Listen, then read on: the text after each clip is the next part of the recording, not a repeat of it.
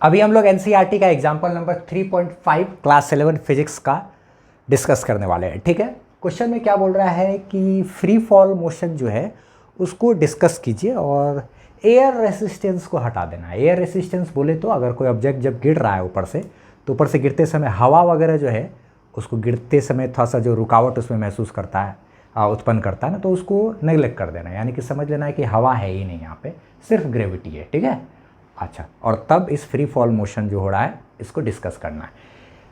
इस क्वेश्चन से ठीक जस्ट पिछला जो क्वेश्चन था, यानी कि एनसीईआरटी का एग्जाम्पल नंबर 3.4, वो भी एक फ्री फॉल मोशन का ही एग्जाम्पल था, जिसमें कि ऑब्जेक्ट को 25 मीटर टावर से ऊपर फेंके थे तो वहाँ जाकर रुका था, तो मोशन अंडर ग्रेविटी हो गया। फिर वहाँ से ऑब्जेक्ट नीचे आया तो फ्री फॉल हुआ। ठीक है, अगर पिछला वाला क्वेश्चन किया हुआ आपका अच्छे से समझ करके, तो समझो आपको फ्री फॉल मोशन की जानकारी है अच्छे से। ठीक है, तो इसका मतलब फ्री फॉल वीडियो को स्किप कर सकते हो उतना, बस खाली ये सिखाने के लिए ये क्वेश्चन है ना। तो फ्री फॉल मोशन जो है क्या कहते हैं, इसमें क्या होता है कि अगर ऑब्जेक्ट है, इसको कुछ हाइट से यहाँ पर ले जा करके हाइट से क्या कर रहे हैं, ऑब्जेक्ट को छोड़ दिए। तो जैसे ही ऑब्जेक्ट को क्या किए, छोड़े, तो छोड़ने के बाद क्या, ऑब्जेक्ट नीचे गिरा। तो नीचे गिरते समय होता क्या है, जब ये नीचे गिर रहा होता है नीचे की तरफ, तो यहाँ पर ज़मीन है, ठीक है, ये सरफेस ऑफ क्या है, अर्थ है, अर्थ का सरफेस। तो जब ये नीचे की तरफ गिरेगा तो उस इंस्टेंट पर, जिस समय हम ऑब्जेक्ट को छोड़ते हैं, तो उस समय क्या होता है मालूम, शुरू में उसका इनिशियल वेलोसिटी 0, फिर उसके बाद वो वहाँ से चलना स्टार्ट करता है। जैसे कहते हैं ना, कार स्टार्ट्स फ्रॉम रेस्ट, एक कार रेस्ट से स्टार्ट होती है तो इनिशियल वेलोसिटी 0, उसी तरीके से यहाँ पर से छोड़े, इनिशियल वेलोसिटी इसका 0, शुरू में इसका वेलोसिटी क्या है, 0 है, तब ना छोड़े तो फिर ये क्या हुआ, धीरे धीरे धीरे धीरे फिर अपना रफ्तार पकड़ा, और वो एक्सलरेशन के कारण अर्थ जो है ऑब्जेक्ट को अपनी ओर खींचती है और नीचे की तरफ फोर्स लगाती है, और उस फोर्स के कारण इसमें नीचे की तरफ एक एक्सलरेशन पैदा होता है, और उस एक्सलरेशन का नाम है एक्सलरेशन ड्यू टू ग्रेविटी, यानी ग्रेविटी के कारण नीचे की तरफ एक्सलरेशन, जिसका वैल्यू होता है 9.8 मीटर पर सेकेंड स्क्वायर। कभी कभी सवाल में एक्सलरेशन ड्यू टू ग्रेविटी यानी कि नीचे की तरफ जो एक्सलरेशन है उसको बोल देता है कि आप 10 ले लीजिए आप सुविधा के लिए। ठीक है, तो इस ऐसे स्थिति में फ्री फॉल मोशन हो रहा होगा, जब भी ऑब्जेक्ट नीचे की तरफ मूव कर रहा है, फ्री फॉल हो रहा है, फ्रीली एकदम छोड़ दिए हैं, ये हो गया। अगर आप सोचोगे कि इसको नीचे की तरफ ऐसे मार दिए, फेंक दिए, तब वो सही चीज़ नहीं है। ठीक है, लेकिन अगर ऐसे करके छोड़ दिए, सिंपल एकदम फ्रीली फॉल हो रहा है। ठीक है, अच्छा, ऐसे मारेंगे तो मोशन अंडर ग्रेविटी, यहाँ पे ऐसे ले जाके बस ऐसे क्या किए, छोड़ दिए, सिंपल, इनिशियल वेलोसिटी 0, छोड़ दिए, इनिशियल वेलोसिटी 0, छोड़ दिए, नीचे की तरफ गिर रहा है, तो u का मान क्या होगा, 0 नीचे की तरफ, और नीचे की तरफ एक्सेलरेशन मेरा कितना होगा, g, यानी कि एक्सेलरेशन ड्यू टू ग्रेविटी, जिसका वैल्यू कितना है 9.8 मीटर पर सेकेंड स्क्वायर।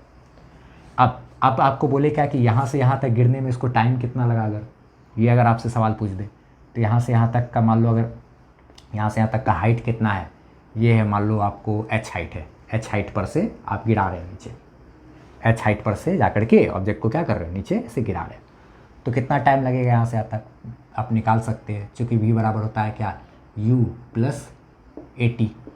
ठीक है, तो क्या कहते हैं यहाँ से, या फिर एक फार्मूला आप लगा सकते हैं, s बराबर ut plus half at square.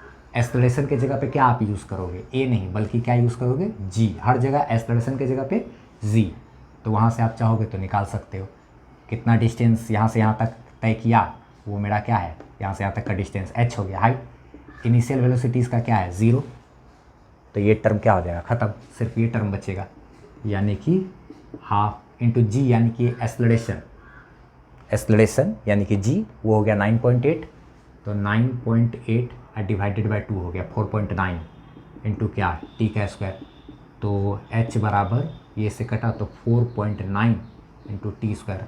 यहाँ पे आप क्या कहते हैं, जितना ज़्यादा हाइट होगा, अगर हाइट पता है कि कितना हाइट से गिरा रहे हैं, तो टाइम हमको मिल जाएगा, इसको इधर डिवाइड में करके, रूट करके।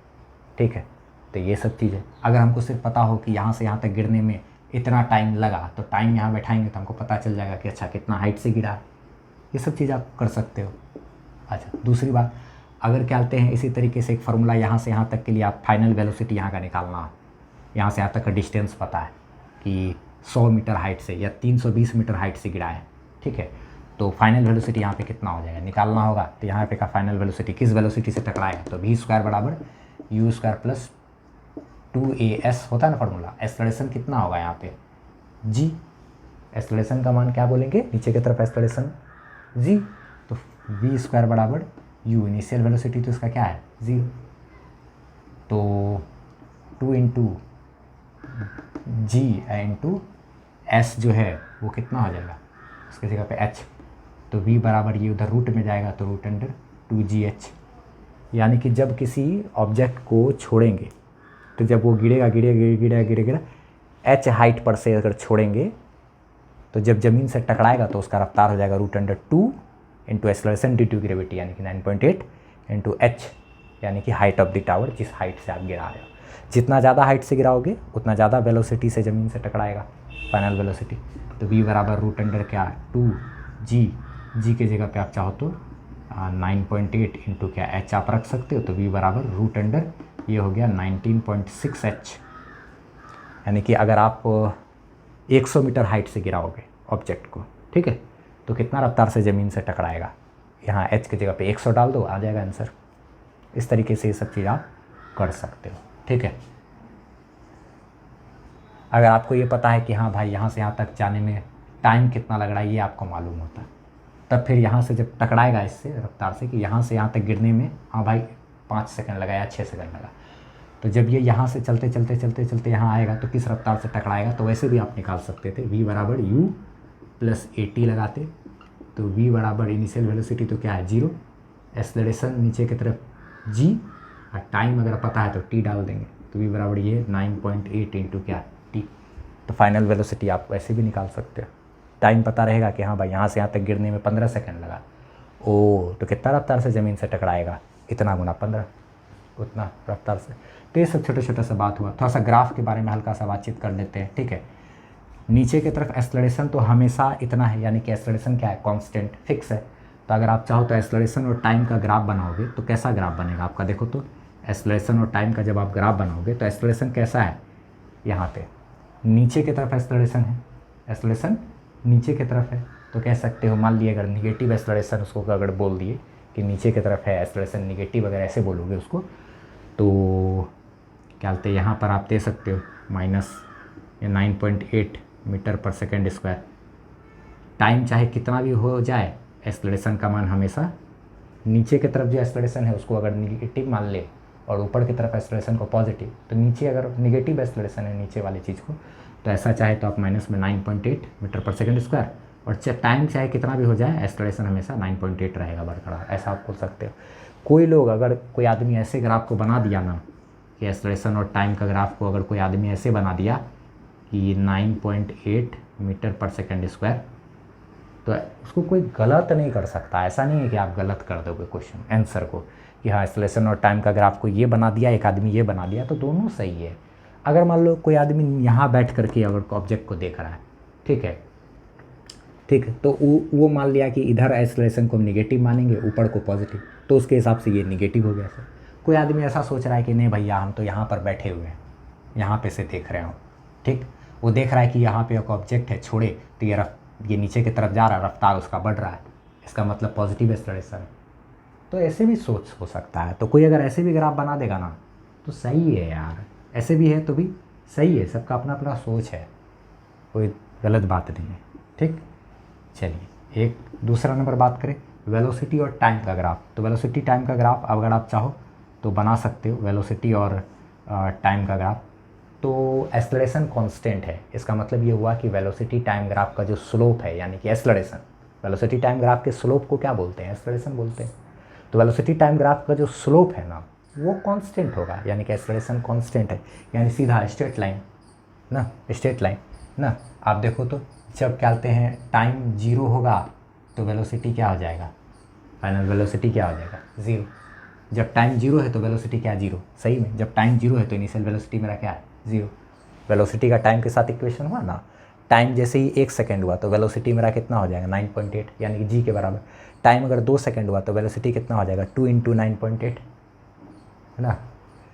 अच्छा तो ऐसे ऐसे ऐसे ऐसे नीचे जैसे ऐसे जा रहा है, नीचे की तरफ जैसे जैसे ये जा रहा है तो वेलोसिटी क्या हो रहा है इसका, बढ़ रहा है नीचे की तरफ, यानी कि टाइम जब किसी ऑब्जेक्ट को छोड़ दिए ना, तो छोड़ दिए तो क्या हो रहा है, टाइम जैसे जैसे नीचे जा रहा है टाइम बीत रहा है, टाइम बीत रहा है तो उसका क्या हो रहा है, वेलोसिटी बढ़ रहा है। तो आप ऐसा ग्राफ बना सकते हो। कुछ लोग बोलोगे क्या कि यहाँ पे देखो तो ये एक स्ट्रेट लाइन ग्राफ है, तो कहोगे क्या कि हाँ भाई स्ट्रेट लाइन ग्राफ का स्लोप कांस्टेंट होता है। कांस्टेंट स्लोप यानी कि कांस्टेंट एक्सेलरेशन, एक्सेलरेशन कांस्टेंट है यानी फिक्स है, कांस्टेंट एक्सेलरेशन है तो उसके लिए ग्राफ हमको कैसा बनाना पड़ेगा, वेलोसिटी टाइम ग्राफ जो होगा वो एक स्ट्रेट लाइन होगा।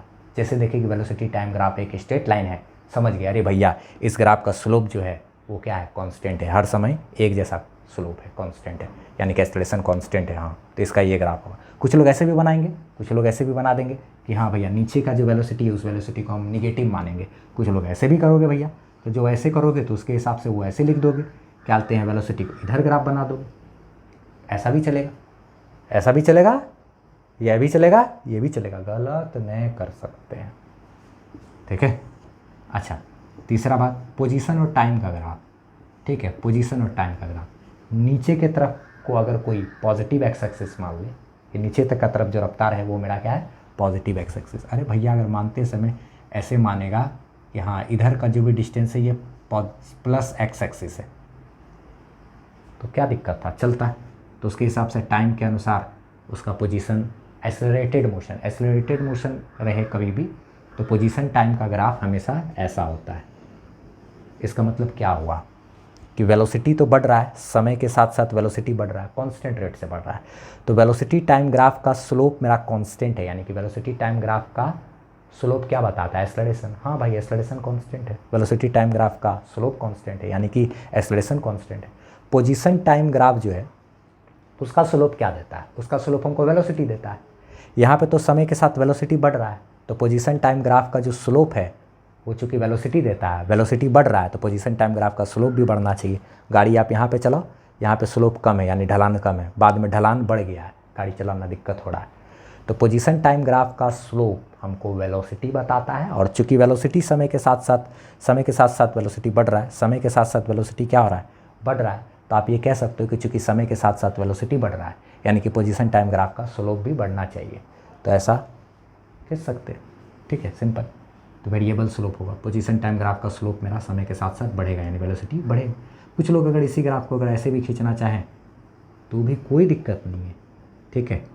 टाइम है, समय उधर बढ़ रहा है, पोजीशन निगेटिव अगर इधर माने हैं, इधर इसको आप निगेटिव एक्स एक्सिस मानोगे तो कहोगे कि हाँ भाई यहाँ इतना मीटर, उतना मीटर, उतना मीटर, उतना मीटर डिस्टेंस बढ़ रहा है समय के साथ, ऐसा कर सकते हैं। समय बढ़ रहा है तो पोजीशन भी, डिस्टेंस भी क्या हो रहा है, बढ़ रहा है। तो कुछ लोग ऐसे भी ग्राफ खींच सकते हैं, कुछ लोग ऐसे भी ग्राफ खींच सकते हैं। ये सब चीज़ है, टेक्निक है भाई। कुछ लोग बोलेगा क्या कह रहे हैं, एक्सेलरेशन को यहाँ पे माइनस में लेंगे 9.8 मीटर पर सेकेंड स्क्वायर, माइनस 9.8, तो ऐसे करके भी लोग सवाल बनाता है।